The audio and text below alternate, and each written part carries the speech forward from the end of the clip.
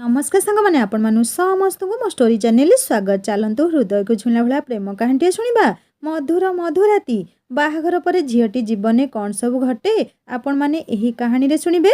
पूर्व कहानी को जेतिकी भल पाइबा देछनी आशा करे यही कहानी को सेतिकी भल पाइबा देबे। दर आउजा कबाटटा धीरे धीरे खोलिबाकू लागिला। बासर रातिर मधुमालतीर महमह गंधरे सारा घरटा महकी उठुतुला।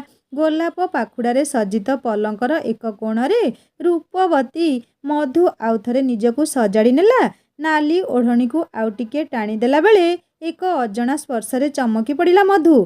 सते जेपरी देहरे एक विद्युत सिहरण सारा शरीर रे खेलाई होई गला। कुआरी मनर असुमारी स्वप्नरे सजेई होइथिबा मधु आजी मथारे सिंदूर आउ हातरे शंखा नाई मथारे हाते ओढ़णा टाणी प्रतीक्षा करिछि सेही इस्पित पुरुष जनकू जहाँकू बिना देखी से हृदय मंदिर रे देवतार आसन रे बसैछि। ढळ ढळ यौवनर चहला बिछणारे आन मना मनटा बाट बणा हेबा आगरू बापा ताकू बाहा करि दैछंती। आजिकाली बेलकाल जहा हेलाणी माँ छेउंड झीटाकू केते दिन बा आउ घरे बसई रखिबी ए कथा निर्बंध दिन बापा मामू को कहूतुले। मामू कहूतुले नीता आमर मधुठारू वर्षे बड़ हेले तार इच्छा से पाठ पढ़िबो आउ एते छोट बयस रे झीटाकू तुमे शाशुघर पठेई देल। से पुणी एते बड़ परिवार भितरे मझियाणी बोहू हेबो मो भाणीजी। हाँ मानुची काम दाम शिखिची घर संभाली नेब हेले गोटिकिया पुआ देखी बाहा देइथिले कौन होई न थांता।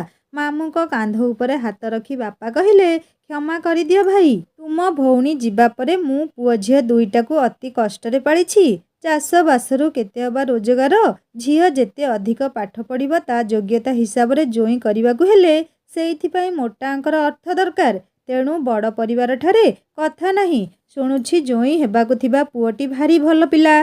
बड़ भाई गाँ स्कूल शिक्षक अछंती सान भाई बाहर रही पाठ पढ़ुची आउ जोई आमर पाठ साठ पढ़ी मध्य चाष काम को आदरी नैछंती।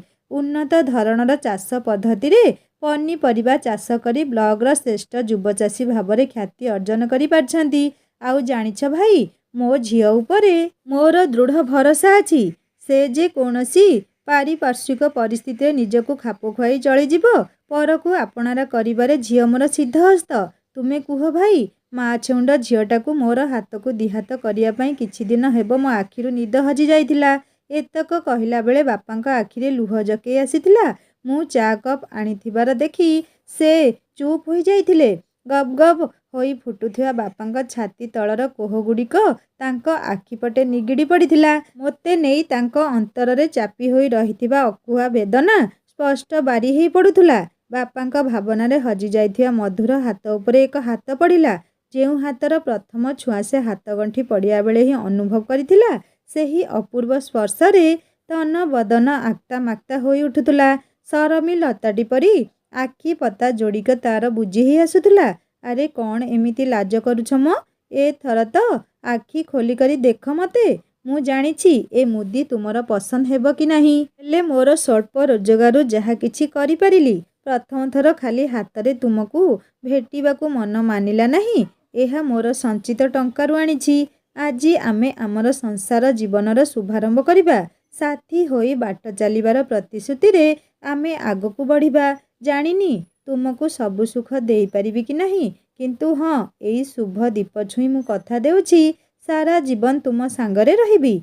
ए कौन शुणुछि से बाहाघर पूर्वरु स्वामी विषय जहा सबु शुणिथिला ताठारु ढेर गुणरे अधिक भल स्वामी शुभकांत। मधु अति संतर्पण उठी तांको पाद तले मुंडिया मारिला बेले तार दुई बाहुकू धरी निज छाती उपरकू आउजेई नेले शुभ। पाद नुहे आजिठारु तुम स्थान होउछि मोर एई बक्ष देशरे तुमे मु आमे दुहे समान। आउ शुण अनेक समय हेला लक्ष्य करुछि तुमे से भारी साड़ी आउ गहना बोझरे अस्तव्यस्त लागुछ।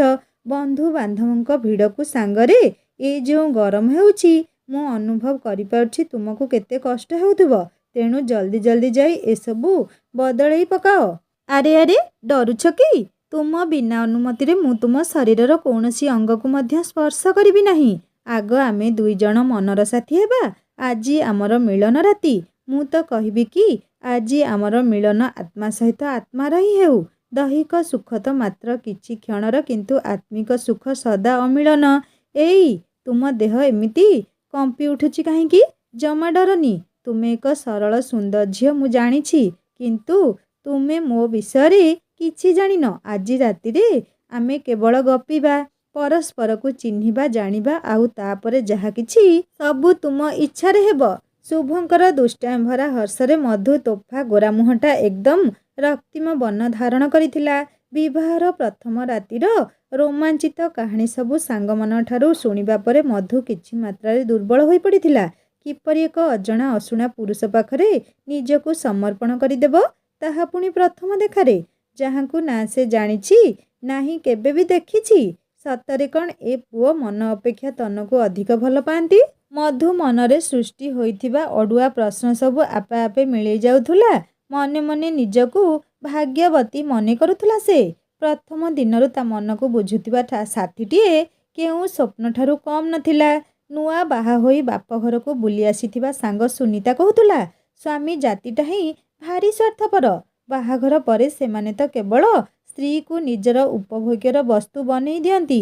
ନିଜର ବାସନା ଚରିତାର୍ଥ କରିବା ପାଇଁ ସ୍ତ୍ରୀକୁ ପାଦର ପାଣ୍ଡୋଇ କରି ରଖନ୍ତି। ସ୍ତ୍ରୀଟିର ଇଚ୍ଛା ବୋଲି କିଛି ନଥାଏ। ପ୍ରଥମ ରାତିରୁ ହିଁ ସେ ଉପଭୋଗ କରି ଜାଣନ୍ତି। ପ୍ରେମର ବାସ ଗନ୍ଧ ନଥାଏ, କାମନାର ମହମହ ଗନ୍ଧରେ ମତୁଆଲା ହୁଅନ୍ତି ସେମାନେ। ମୁଁ ପ୍ରେମ ବିବାହ କରିଥିଲି, କିନ୍ତୁ ମୋ ସହିତ ମୋ ସ୍ୱାମୀ ଯାହା କଲେ ତାହା କହିବା ଅସମ୍ଭବ। ଆଉ ତୁ ତ ଏକ ଅଜଣା ପୁରୁଷର ହାତ ଧରୁଛୁ। ଜଣା ନାହିଁ ତୋ ଜୀବନରେ କ'ଣ ଘଟିବାକୁ ଯାଉଛି।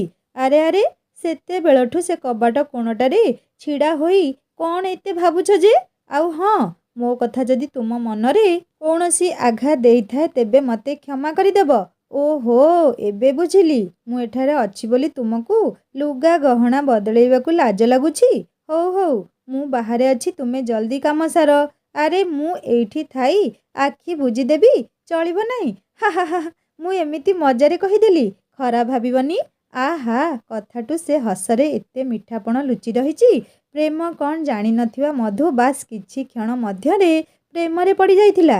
ହୃଦୟଟା ଶୁଭଙ୍କର ପ୍ରୀତି ଝରଣାରେ ଜୁଡ଼ୁବୁଡ଼ୁ ହୋଇଯାଇଥିଲା। ପ୍ରେମର ସୁରଭି ସାରା ଘରେ ଗୁଞ୍ଜରିତ ହୋଇ ଉଠୁଥିଲା।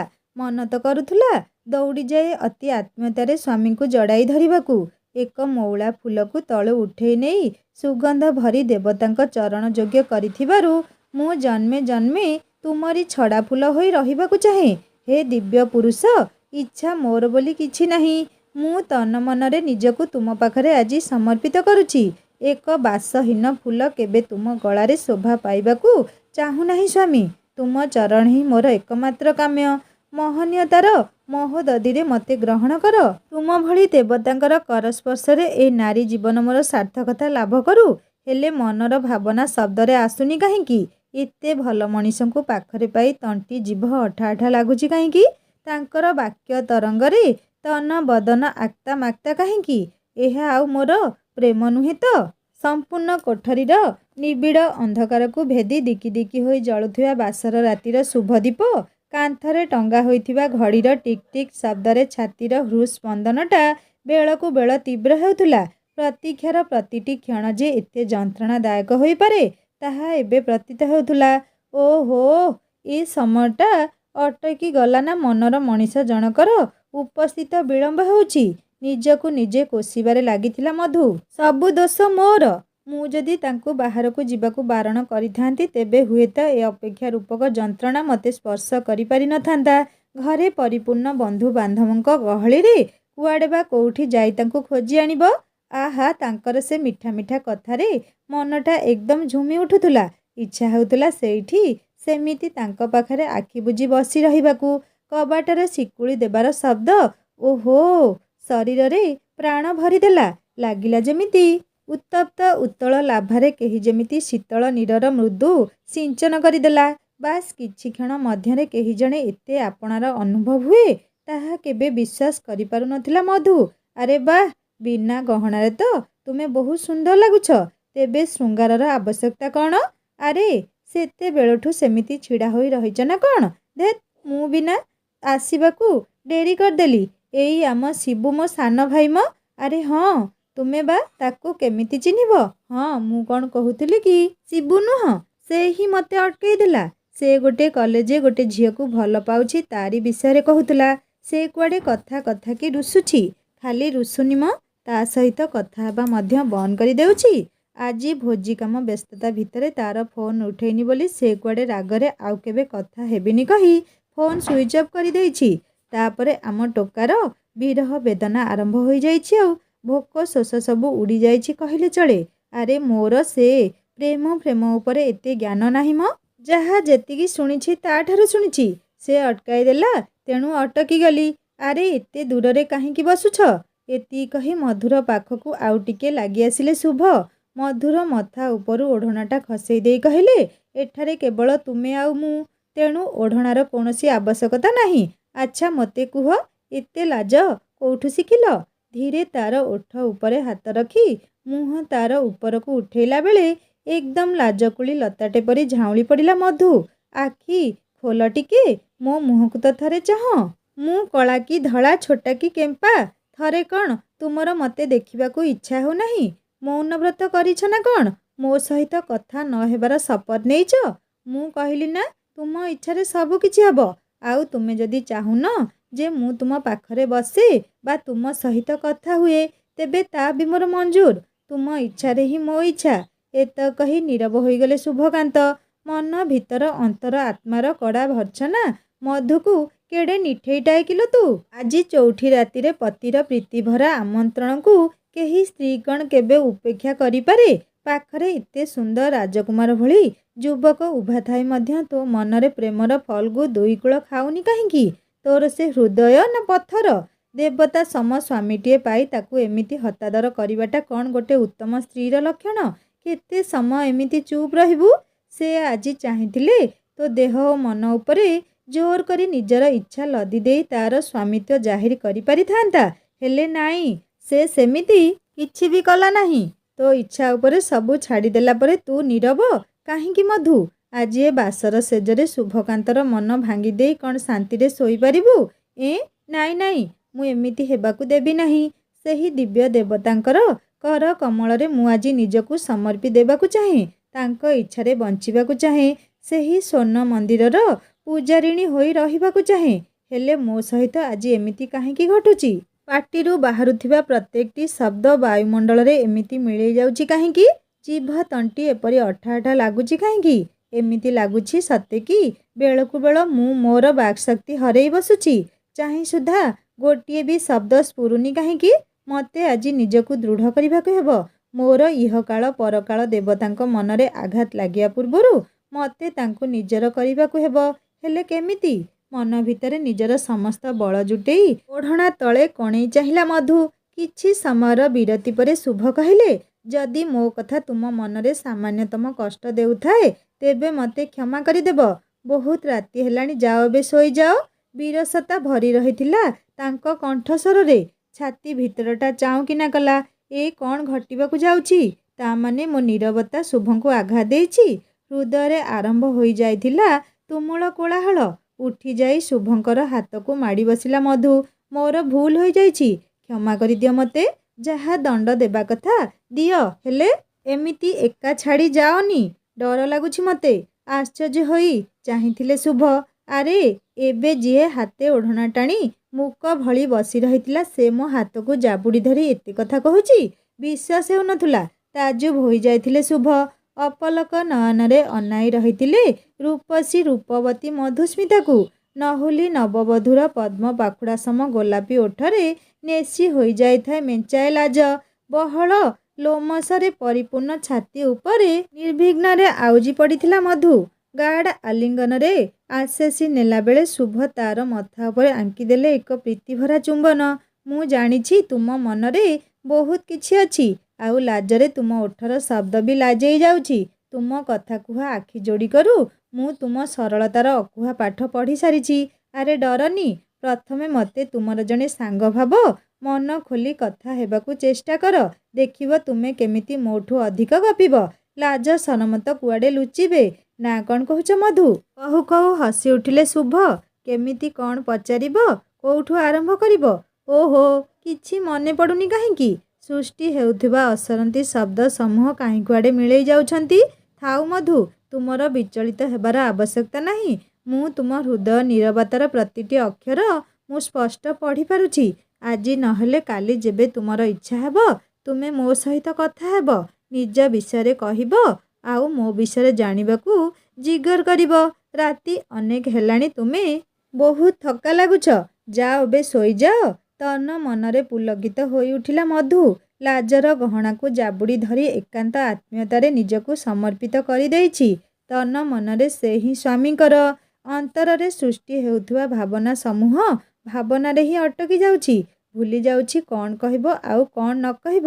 ବାସ୍ ଏବେ ସେ କେବଳ ଅନୁଭବ କରୁଛି ପୁଳା ପୁଳା ପ୍ରେମର ମିଠା ମିଠା ଛୁଆଁ, ମିଳନର କୃଷ୍ଣଚୂଡ଼ା ପେନ୍ଥି ପେନ୍ଥି ହୋଇ ସର୍ବାଙ୍ଗ ଶରୀରକୁ ଆବୋରି ନେଉଛି। କାହାର କବାଟରେ ମୃଦୁ ଆଘାତ ଶୁଣି ଧଡ଼ପଡ଼ ଉଠି ବସିଲା ନବବଧୂ ମଧୁସ୍ମିତା। ଲାଗୁଛି ରାତିସାରା ପ୍ରେମ ଆଳାପରେ ରାଜା ରାଣୀଙ୍କ ରଜନୀ ବିତିଛି। ଓହୋ ମହାରାଣୀ, ନିଦ ଭାଙ୍ଗିନି ନା ପ୍ରେମ ସରିନି? ଦିନ 2 ଘଡ଼ି ହେଲାଣି। ଆଜିଠାରୁ ଚୁଲି ଚୌକା ତୋର ଲୋ ମଝିଆଣୀ। ଆଲୋ ତତେ ଶୁଭୁଛି ନା ନାହିଁ? ଘରେ କୁଣିଆ ମୈତ୍ର ଭର୍ତ୍ତି ହୋଇଛନ୍ତି। କ'ଣ କହିବେ? ବଡ଼ଜା ରେଖାଙ୍କର ମଧୁର ମିଶ୍ରିତ କଟାକ୍ଷରେ ଶିହରି ଉଠିଲା ମଧୁ। ସଜଡ଼ା କେଶବାସକୁ ତାର ସଜାଡ଼ି ନେଇ ଚାହିଁଲା ଶୁଭଙ୍କରଙ୍କ ଆଡ଼େ। ଆହା, ପରମ ପ୍ରଶାନ୍ତିରେ ଶୋଇ ଯାଇଛନ୍ତି ମନର ମଣିଷ। ଉଠେଇବାକୁ ମନ ବଳୁନଥିଲା, କିନ୍ତୁ ବଡ଼ଜାଙ୍କର ଏଇ କେତେପଦ କଥା ତା ହୃଦୟରେ ଆଲୋଡ଼ନ ସୃଷ୍ଟି କରିଥିଲା। ଶାଶୁଘର ନାଁରେ ମନ ଭିତରେ ଲୁଚି ରହିଥିବା ଅହେତୁକ ଭୟ ଆଜି ଦ୍ୱିଗୁଣିତ ହେଉଥିଲା। ଯାହା ପଛେ ହୋଇଯାଉ, ତାକୁ ତାର କର୍ତ୍ତବ୍ୟ କରିବାକୁ ହେବ। ଏଥର ଡେରି ନ କରି ନିଜର ବେଶ ପରିପାଟିକୁ ସଜାଡ଼ି ନେଇ କବାଟର ଶିକୁଳି ଖୋଲିଲା। ଆଲୋ ଆଲୋ, ଶାଶୁ ନଥିଲେ କ'ଣ ଆମେ ମାଉସୀ ଶାଶୁ, ପିଉସୀ ଶାଶୁ, ବଡ଼ ଯା ଶାଶୁ ସମାନ, ତୋର କାହାକୁ ଖାତିର ନାହିଁ? ଗାଧୋଇ ପାଧୋଇ ଦେଇ ପିଣ୍ଡି ବାରିଆଡ଼େ ପାଣି ଦେବୁ କେତେବେଳେ? ଯାହା କହ ରେଖା, ୟାକୁ ଖାପରେ ପକେଇବାକୁ ଭାରି କଷ୍ଟ ହେବ। ଏ କ'ଣ ଘରେ ପଶୁ ପଶୁ ୟାର ଚାଳରେ ମୁଣ୍ଡ ବାଜିଲାଣି ଆଉ। ଓହୋ, ସକାଳୁ ସକାଳୁ ତୁମର ଆରମ୍ଭ ହୋଇଗଲା ନା? ସେ ଏ ଘରେ ନୂଆ, ସେ କ'ଣ ଜାଣିଛି ଏ ଘରର ଚାଲିଚଳଣି କିପରି? ତାକୁ ଶିଖେଇ ଦେବା ପରିବର୍ତ୍ତେ ତୁମେ ତା ଉପରେ ଏମିତି ବର୍ଷୁଛ। ମୁଁ ମରିଯାଉଥାଏ ଲୋ। ମୁହଁ ମୋଡ଼ି ଦେଇ ଚାଲି ଯାଉ ଯାଉ ମାଉସୀ କହୁଥିଲେ, ନ ଦେଖିଲା ଲୋକ ଦେଖ ନା କଇଁଛ କାଟିଛି ବେକ। ଗୋଟାଏ ରାତିରେ କି ଗଦ ଶୁଙ୍ଘେଇଲା ଯେ ପୁଅ ଏକାଥରେ ନାଗୁଣୀ ବସରେ। ବାହାରେ ପୁଅ। ଓଢ଼ଣନା ତଳେ ସର୍ବାଙ୍ଗ ଶରୀରଟା କମ୍ପି ଉଠୁଥିଲା। ସତରେ କ'ଣ ଶାଶୁଘରେ କେବଳ ତାଚ୍ଛଲ୍ୟ ହିଁ ଶୁଣିବାକୁ ପଡ଼ିଥାଏ? ପଛପଟେ ମଧୁ, ପିଠି ଉପରେ କୋମଳ ସ୍ପର୍ଶର ଅନୁଭବ। ଚିନ୍ତା କରନି, ଏ ମୋ ମାଉସୀ। ପାଟିଟା ଭାରି ବଡ଼, ଉପରକୁ ଟାଣ ସିନା, ଭିତରେ ଭାରି ନରମ। ଚିନ୍ତା କରନି, ମୁଁ ଅଛି ତୁମ ସାଙ୍ଗରେ। କେହି କିଛି କହିବେ ନାହିଁ। ସବୁ ମାତ୍ର କିଛି ଦିନର କୁଣିଆ। ଆଜି ଅଛନ୍ତି, କାଲି ଚାଲିଯିବେ। ଚିନ୍ତା କରନି, ଚାଲ ଭାଉଜଙ୍କ ପାଖକୁ ନେଇଯିବି। ସେ କହିଦେବେ ତୁମକୁ କ'ଣ ସବୁ କରିବାକୁ ପଡ଼ିବ। କେମିତି କହିବ ଯେ ଏଇ କିଛି ସମୟ ପୂର୍ବରୁ ତୁମ ଭାଉଜ ବି ଆସି କେତେ କଥା କହିଯାଇଛନ୍ତି। ଆଉ ଏବେ ତୁମକୁ ମୋ ସାଙ୍ଗରେ ଦେଖିଲେ କ'ଣ ନାହିଁ କ'ଣ କହିବେ। ମନର ଭୟ ଭ୍ରାନ୍ତିକୁ ମନ ତଳେ ଚାପି ନିଜକୁ ସମ୍ଭାଳି ନେଇ ଓଢ଼ଣା ତଳୁ ମଧୁ କହିଲା, ନିଦ ଭାଙ୍ଗିନି? ତୁମେ ଯାଅ ଶୋଇପଡ଼ିବ। ମୁଁ ଯାଇ ଅପାଙ୍କୁ ପଚାରି ନେବି। ଆରେ ବାଃ, କାଲି ରାତିର ମୌନାବତୀଙ୍କ କୋକିଳ କଣ୍ଠରୁ 2 ପଦ ଶୁଣିବା ପରେ ସକାଳର ନିଦୁଆ ମନଟା ଏକଦମ ତାଜା ହୋଇଗଲା। ହଉ, ମୁଁ ଚାଲିଲି ଆଖି ବୁଜି ତୁମ କଥା ଭାବିବାକୁ। ସକାଳୁ ସକାଳୁ ଉଷୁମ ଉଷୁମ ଉମା କହୁ କହୁ କପାଳରେ ଏକ ଚୁମା ଦେଇ ହସି ଉଠିଲେ ଶୁଭକାନ୍ତ। ସରମୀ ଲତାଟି ପରି ଝାଉଁଳି ପଡ଼ିଥିଲା ମଧୁ। ଗାଧୋଇ ଆସି ବଡ଼ଜାଙ୍କ ସମେତ ଅନ୍ୟମାନଙ୍କୁ ମୁଣ୍ଡିଆ ମାରିସାରିବା ପରେ ଡରି ଡରି ରୋଷେଇ ଘରେ ପଶିଲା। ଓହୋ, ମହାରାଣୀଙ୍କ ନିଦ ତେବେ ଭାଙ୍ଗିଲା? ଆମ ହିରୋ କାଲି କି ଉପହାର ଦେଲେ ମ? କ'ଣ କ'ଣ ସବୁ ଘଟିଲା କହନା? ଲାଜରେ ଜଳୁଥିଲା ମଧୁ। ବଡ଼ଜା ରେଖାଙ୍କ ପ୍ରଶ୍ନର କି ଉତ୍ତର ଦେବ ସେ? ଏକଥା କ'ଣ କେବେ କାହାକୁ ମୁହଁ ଖୋଲି କହିହୁଏ? ଓହୋ, କି ଲାଜ ଲୋ ମା! ତେବେ ନିଶ୍ଚିତ କିଛି ବଡ଼ ଧରଣର ପ୍ରେମ ଦୁର୍ଘଟଣା ଘଟିଛି। ହଉ ହଉ, ରାତିକ ଭିତରେ ତାହେଲେ ଆମ ଦିଅରଙ୍କୁ ନିଜ କାନିରେ ବାନ୍ଧି ସାରିଲୁଣି। ଭଲ କରିଛୁ। ସେମିତି ବାନ୍ଧି ରଖ, ଏବେର ବେଳକାଳ ଭଲ ନାହିଁ। ଆଖି ନଚେଇ ବଡ଼ଜାଙ୍କର ଇସାରାରେ ମଧୁର ତୋଫା ଗୋରା ମୁହଁଟା ଏକଦମ ଲାଲ ଦିଶୁଥିଲା। ସେ ମୁହଁ ଓଢ଼ଣୀରେ ଢାଙ୍କି ଦେଇ ମୁରୁକି ହସି ଦେଇ କାମରେ ଲାଗିଗଲା। ଘରେ ବନ୍ଧୁ ବାନ୍ଧବ ସମସ୍ତଙ୍କୁ ଏକା ସାଙ୍ଗରେ ଖାଇବା ବାଢ଼ି ଦେଇ ଅପେକ୍ଷା କରିଥିଲା ମଧୁ ପ୍ରଥମ ରୋଷେଇର ପ୍ରଶଂସା ଶୁଣିବାକୁ। କେହି କିଛି କହିବା ଆଗରୁ ଦିଅର ଶିବୁ କହି ଉଠିଲା, ବଡ଼ ଭାଉଜ, ତୁମେ ଏଥର କଟିଲ। ମଝିଆଣୀ ଭାଉଜଙ୍କ ହାତରନ୍ଧା ଆଗରେ ତୁମ ହାତରନ୍ଧା ଫିକା ପଡ଼ିଲା। କଥା ଚଳେଇ ଶୁଭ କହିଲେ, ହେଲେ ଆମ ଭାଉଜଙ୍କ ହାତ ରନ୍ଧା ହାତ ଚଟା ଆଜିର ଏତେ ଖରାପ ନହେଲେ ବି ଚଳିବ। ରେଖା ବାହାରି ପଡ଼ି କହିଲା, ଦେଖିଲ ତ ମୋ ଦିଅରଙ୍କ ପରି କିଏ ହେବ? ହଁ ହଁ ରଖଲୋ ମା, ତୋର ସେ ଦିଅର ପ୍ରେମ ଏବେ ଆଉ ସେ ଚଳିବ ନାହିଁ। ଏବେ ସ୍ତ୍ରୀ ପ୍ରେମ ମିଠା ଲାଗିବ। ଦେଖୁଛୁ ଏଇ ଟିକକ ପୂର୍ବରୁ କ'ଣ ଟିକେ କହିଦେଲି ବୋଲି ଏ ମୋତେ କେତେ ଶୁଣଉଥିଲା। ଆଉ ଆଜିକାଲି ବୋହୂ ଦେଉ ଦେଉ ଗଲା ଗୋଟେ ପଣେ ପୁଅ ତାର। ଭାଗ୍ୟକୁ ମୋ ଭଉଣୀ ନାହିଁ। ଭଲ ହୋଇଛି, ନହେଲେ ତିନି ବୋହୂ ମିଶି ଦେଢ଼ଶୁର କହିଲେ, ମାଉସୀ ଯେତେବେଳେ ଯାହା କହୁଛୁ ସେତେବେଳେ କିଛି ଭଲ କଥା ତ କହ। ପାଟି ଖୋଲିଲେ ଖାଲି ଖରାପ ଅମଙ୍ଗଳ ଅଶୁଭ କଥା। ବୋହୂମାନଙ୍କ ପାଖରେ ଆମେ ଭଲ ହେଲେ ସେ କାହିଁକି ଖରାପ ହେବେ କହିଲୁ? ମୁହଁ ମୋଡ଼ି ଦେଇ ଖାଇ ଚାଲିଥିଲେ ମାଉସୀ। ରୋଷେଇ ଘର କାନ୍ଥକୁ ଆଉଜି କଣେଇ କଣେଇ ଚାହୁଁଥିଲା ମଧୁ। କାଲି ରାତିରେ ସ୍ୱାମୀଙ୍କ ମୁଖରୁ କେବଳ ପ୍ରୀତିବଳା ମଧୁର ଭାଷା ଶୁଣିଥିଲା। ଆଖି ଖୋଲି ରୂପ ରଙ୍ଗ ଦେଖିବାକୁ ସାହସ ଜୁଟେଇ ପାରିନଥିଲା। ତାଙ୍କ ପୀରତିର ବିଶାଳ ସାଗରରେ ପ୍ରଗଳ୍ଭ ନଦୀଟିଏ ହୋଇ ଛୁଇଁବାର ଦୁର୍ବାର ଅଭିଳାଷ ତାକୁ ପାଗଳି ସଜେଇ ଦେଇଥିଲା। ପ୍ରଥମ ଛୁଆଁରେ ସେ ନିଃଶବ୍ଦ ପାଲଟି ଯାଇଥିଲା। ଆଜି କିନ୍ତୁ ଦୂରରେ ରହି ତାଙ୍କୁ ଦେଖିବାକୁ ପ୍ରୟାସ କରୁଥିଲା। ଆଲୋ, ସେଠି ସେମିତି କାଠଟା ଭଳିଆ ଠିଆ ହୋଇ କୁଆଡ଼େ ଚାହିଁଛୁ? ହଇଲୋ ବଡ଼ ବୋହୂ କୁଆଡ଼େ ଗଲୁ? କ୍ଷୀରି ଆଣେ ଲୋ। କିଏ ଜାଣିଲା ଲୋ ମୂକ କି ବଧିର? ଯାହା ହେଉ ଆମର କେତେ ଯାଏ ଆସେ। ପଦିଏ କହିଲେ ଦିପଦ ଶୁଣିବୁ। ଦିନକ କୁଣିଆ, ତା କଥା ବା କିଏ କାହିଁକି ଶୁଣିବ? ଶିବୁ କିଛି କହିବା ଆଗରୁ ବଡ଼ ଭାଇ ତାକୁ ଇସାରାରେ ଚୁପ୍ କରିବାକୁ କହିଲେ। ମାଉସୀ ଶାଶୁଙ୍କ କଥା ଶୁଣି ଚମକି ପଡ଼ିଲା ମଧୁ। କ୍ଷୀରି ବେଲାଟା ଧରି ମାଉସୀଙ୍କ ଥାଳିରେ 2 ଚାମଚ କ୍ଷୀରି ଢାଳିଲା ବେଳେ ଶିବୁ କହିଲା, ମାଉସୀ ଏଥର ତୁ ଦ୍ୱନ୍ଦ୍ୱମୁକ୍ତ ହେଲୁ ତ? ଭାଉଜ କାଲୁଣୀ ନୁହନ୍ତି, ତାଙ୍କ କାନକୁ କଥା ଶୁଭେ। ହଉ ତୁ ଯାରେ ଟୋକା। କାଲୁଣୀ ଅନ୍ଧୁଣୀ ଯିଏ ଯାହା ହେଉଛି ହେଉ, ମୋର କେତେ ଯାଏ ଆସେ। ରାଗରେ ମାଉସୀର ଫଣ ଫଣ ମୁହଁ ଦେଖି ସମସ୍ତେ ହସି ଉଠିଲେ। ବୁଝିପାରୁ ନଥିଲା ମଧୁ ତାଙ୍କୁ ଚାହିଁଲା ବେଳକୁ ତାଙ୍କ ରୂପ ଓ ତେଜରେ ଆଖି ଯୋଡ଼ିକ ବୁଜି ହେଇଯାଉଛି।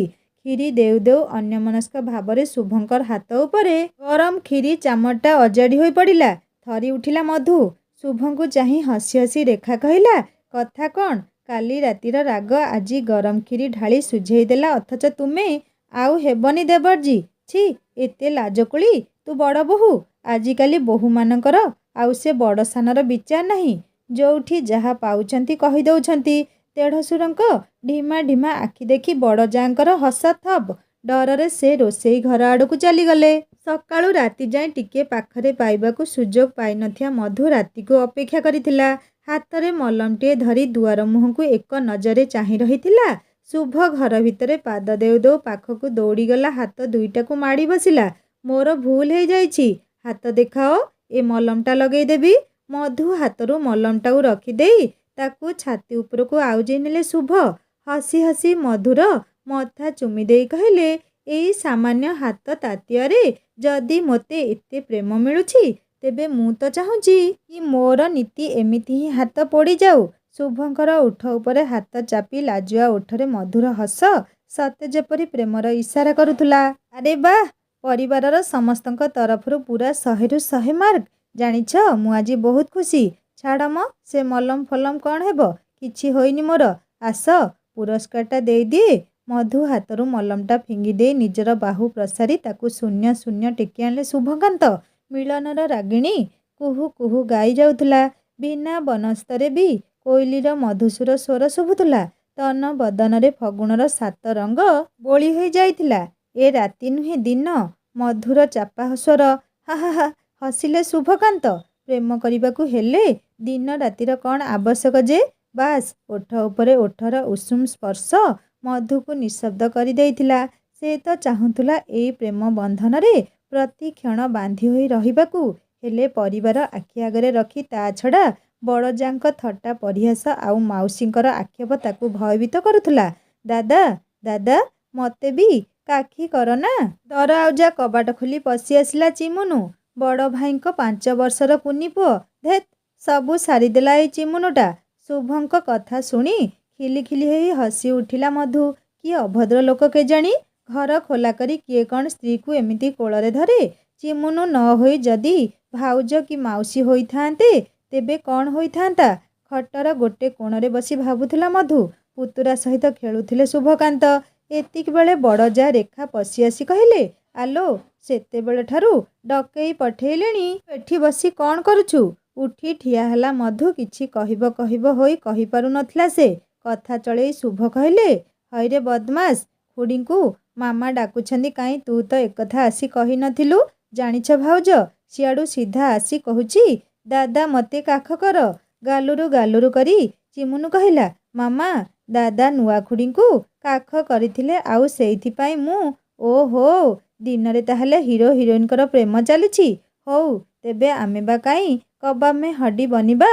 ଆ ଧନ, ଆମେ ଏଠୁ ଯିବା। ଚିମୁନୁ ମୁହଁରୁ ଏତକ କଥା ଶୁଣି ମଧୁ ଏକଦମ ଲାଜରେ ଜରଜର ହୋଇଯାଇଥିଲା। ଶୁଭ କ'ଣ କହିବେ ବୋଲି ବୋଧେ ଭାଷା ଖୋଜୁଥିଲେ। ଏତିକିବେଳେ ରେଖା ଚିମୁନୁକୁ କାଖେଇ ଘର ଭିତରୁ ଚାଲି ଯାଉଥିବା ଦେଖି ଶୁଭ କହିଲେ, ଭାଉଜ ଭାଉଜ, ତୁମେ ଯାହା ଭାବୁଛ ପ୍ରକୃତରେ ସେଇଆ ନୁହେଁ। ସେ କଥା କ'ଣ କି? ଛାଡ଼, କଥା ଯାହା ବି ହୋଇଥାଉ। ଏଥର ତୁମ ଦୁଇ ଜଣଙ୍କର ଯାହା ବି କରିବାର ଅଛି କବାଟ ବନ୍ଦ କରି କରିବ, ନଚେତ୍ ମୋ ଛୁଆ ଦାଦା ଖୁଡ଼ି ଭାବି ଚାଲି ଆସୁଛନ୍ତି। ଆଜି ଯଦି ସିମୁନୁ ହୋଇଥାନ୍ତା 10 ବର୍ଷର ଝିଅଟା, ମୋର ଏସବୁ ଦେଖି ତା ଉପରେ କ'ଣ ବିତିଥାନ୍ତା। ଶୁଭ ବୁଝିପାରୁ ନଥିଲେ ଭାଉଜଙ୍କର ଉଦ୍ଦେଶ୍ୟ କ'ଣ। ତାଙ୍କୁ ଲାଗୁଥିଲା ସେ ଯେମିତି ନିଜ ସ୍ତ୍ରୀ ସହିତ ନୁହେଁ, ଆଉ କେଉଁ ଅଲଗା ଝିଅ ସହିତ ଘର ଭିତରେ। ଓହୋ, ବେଳେବେଳେ ଭାଉଜଙ୍କୁ ବୁଝିବା ବି ମୁସ୍କିଲ ହୋଇଯାଏ। ତାଙ୍କର ବା ଏଥିରେ ଏତେ ରାଗ କ'ଣ ପାଇଁ ସେ କିଛି ବୁଝିପାରୁ ନଥିଲେ। ରେଖା ଚାଲି ଯାଇଥିଲା।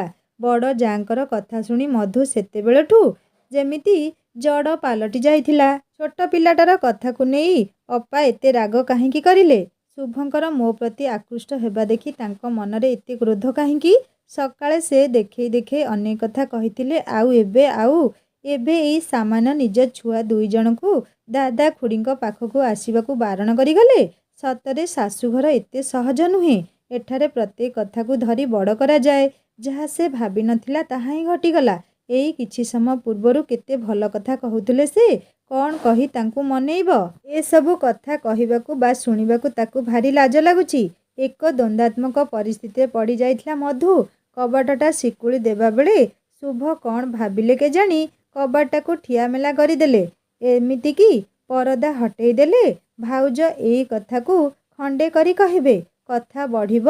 ଓହୋ, ଡର ଲାଗୁଥିଲା ଶୁଭଙ୍କୁ। ତାଙ୍କରି ବାହାଘରକୁ ନେଇ ତୁ ମେ ଲାଗି ରହିଥିଲା। ଭାଉଜଙ୍କର ଇଚ୍ଛା ନଥିଲା ଭାଇ ମୋ ବାହାଘର ବା ଶିବୁର ପାଠପଢ଼ା କଥା ବୁଝନ୍ତୁ। ବଡ଼ ହେଲେଣି ସେମାନେ, ନିଜ ନିଜ କଥା ବୁଝିପାରିବେ ବୋଲି ସେ ଭାଇଙ୍କ କାନରେ ଭରୁଥିଲେ। ଗାଁ ସ୍କୁଲରେ ଚାକିରି ହେତୁ ତାଙ୍କର ବାହାରେ ଯାଇ ରହିବାର ଆଶା ମଉଳି ଯାଇଥିଲା। ହେଲେ ମନ ଭିତରେ ସବୁବେଳେ ନିଜ ପୁଅ ଝିଅ ଓ ସ୍ୱାମୀ ଛଡ଼ା ସେ ଆଉ କାହାରିକୁ ଚାହୁଁନଥିଲେ। ଶୁଭ ଚାହୁଁନଥିଲେ ଏସବୁ କଥା ଏତେ ଜଲ୍ଦି ମଧୁ ଜାଣିଯାଆନ୍ତୁ। ହେଲେ ଭାଉଜଙ୍କର ଏପରି ଆଚରଣରେ ସେ କ'ଣ କହି ବା ମଧୁଙ୍କୁ ବୁଝେଇବେ ସେହି କଥା ଭାବି ହେଉଥିଲେ। ନିଜ ନିଜ ଭାବନାରେ ହଜି ଯାଇଥିଲେ ମଧୁ ଓ ଶୁଭ।